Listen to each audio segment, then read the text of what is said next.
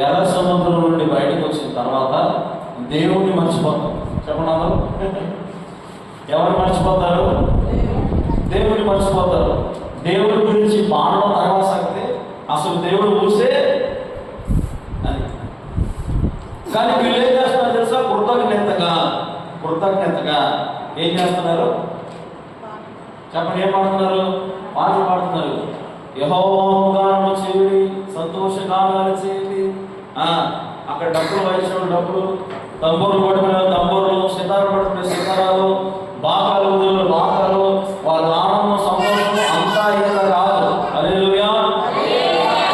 వాళ్ళ ఆనంద సంతోషాలు అంతా ఇంత చెప్పండి కాదు.